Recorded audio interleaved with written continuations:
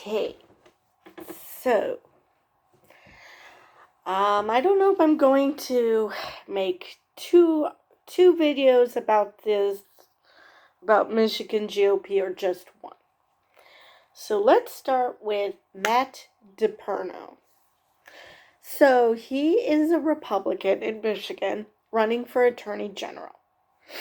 And he came up with this gem. I think it was on a hot mic, because it says caught on tape.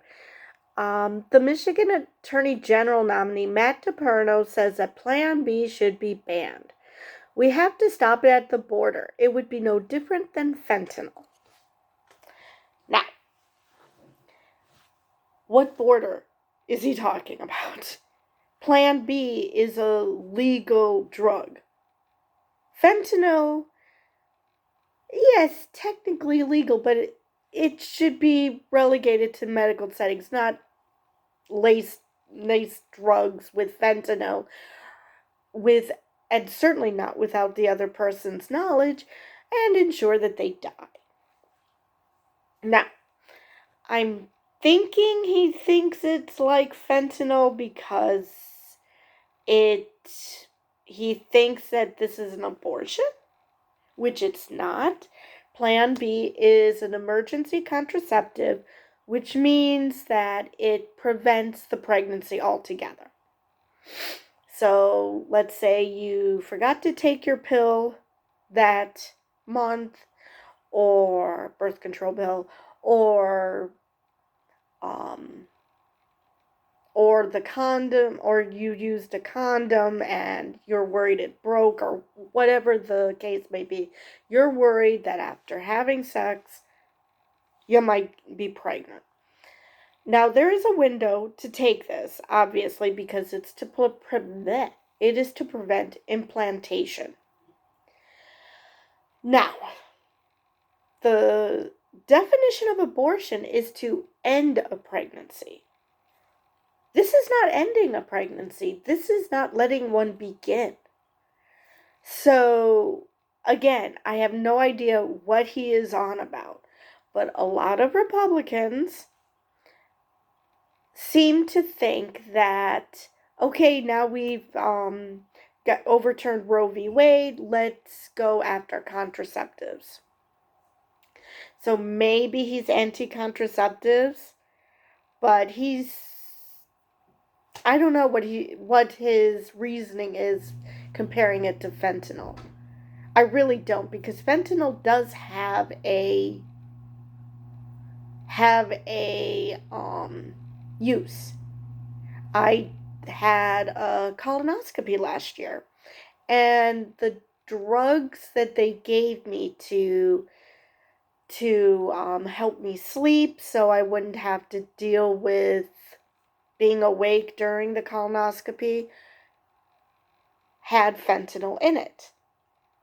Now, my reaction to it after the fact, that's a different story, but it has its uses. So in that case, I guess you could compare the two, because Plan B also has its uses, mainly to prevent a pregnancy.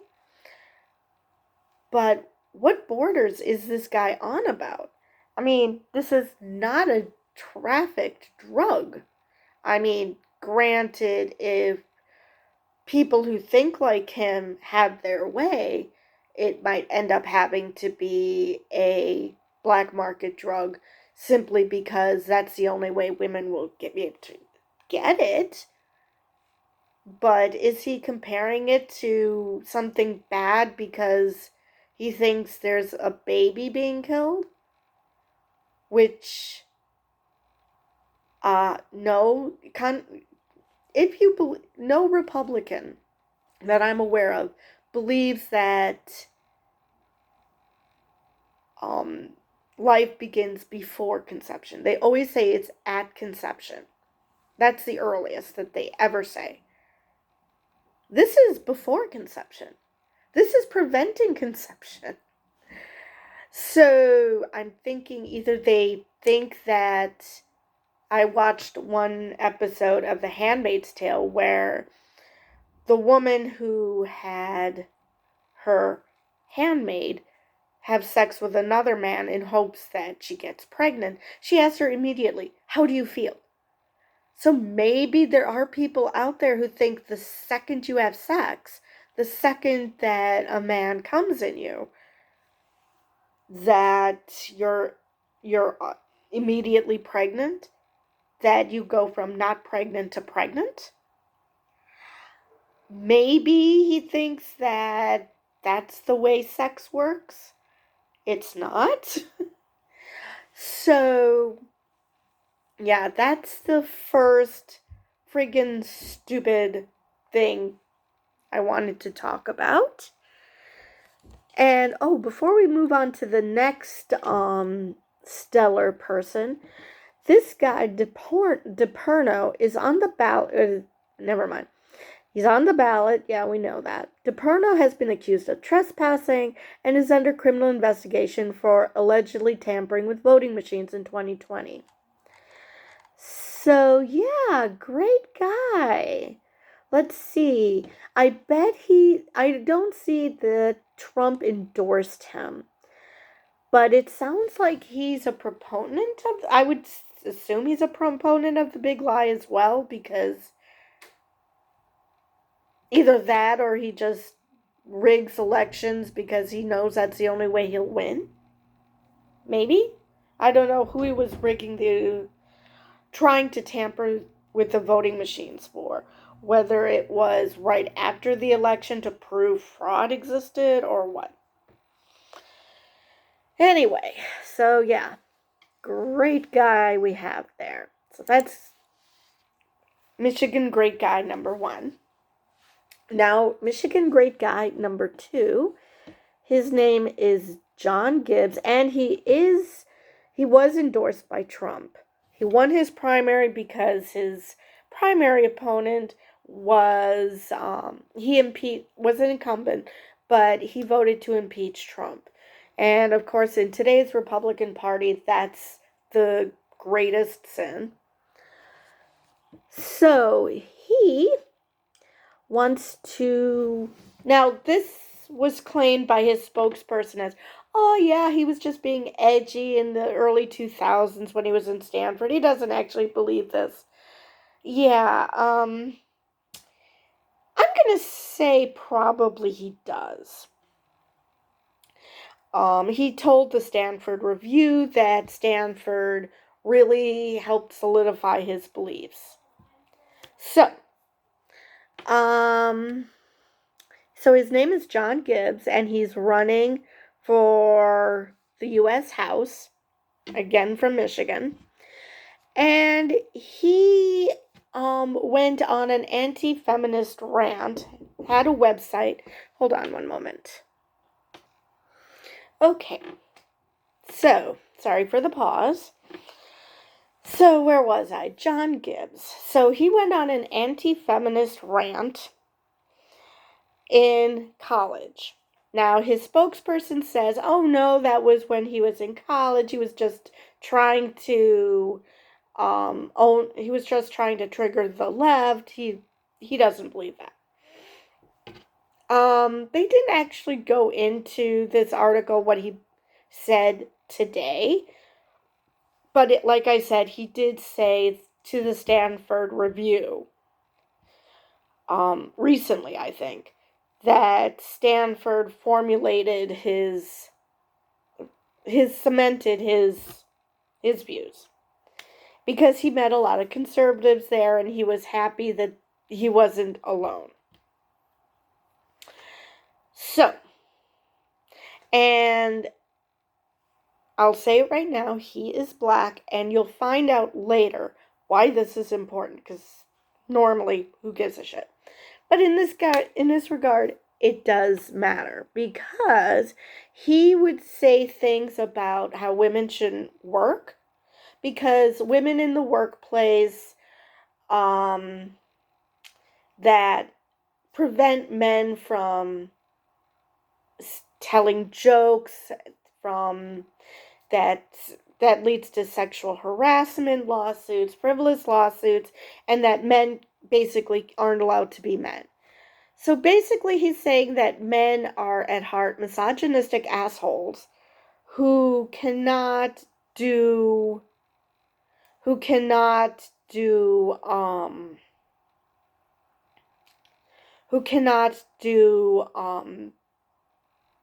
anything without demeaning women. Now, how this how this makes his blackness important is because racists say the same damn thing about why you should have diversity in the workplace.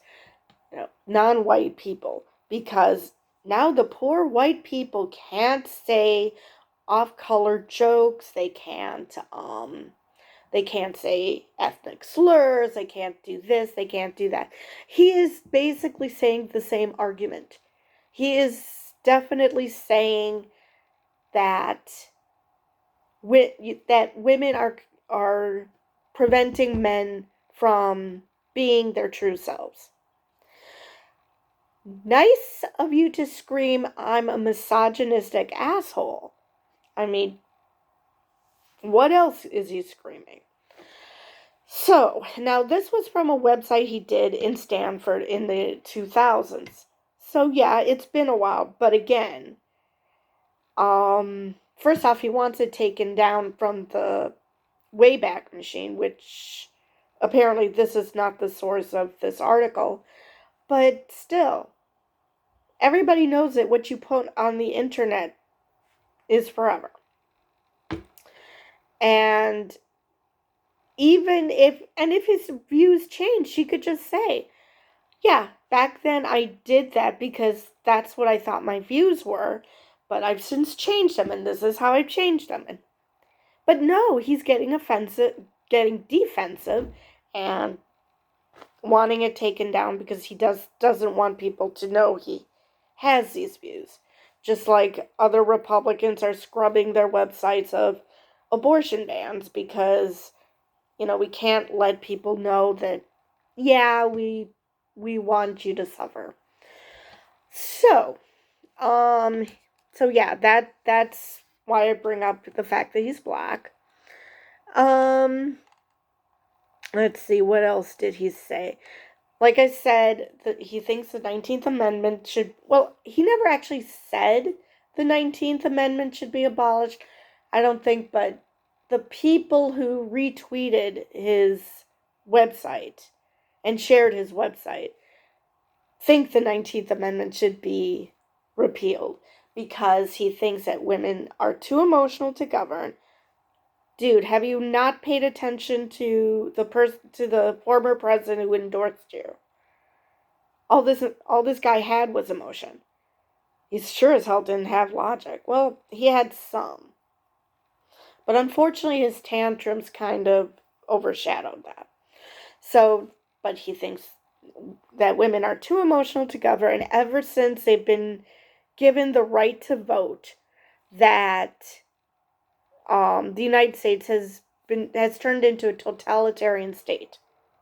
So either he doesn't know how long women were given the right to vote. So either he doesn't know that it's been over 100 years, and it's weird that it's only been a little over 100 years, but, or he doesn't know what a totalitarian state is, because neither of those things are happening. And I'm not sure why, this article doesn't explain why he thinks that it's turned into a totalitarian state. Yes, he says women are too emotional to govern, but women voting and women running for office, not the same thing.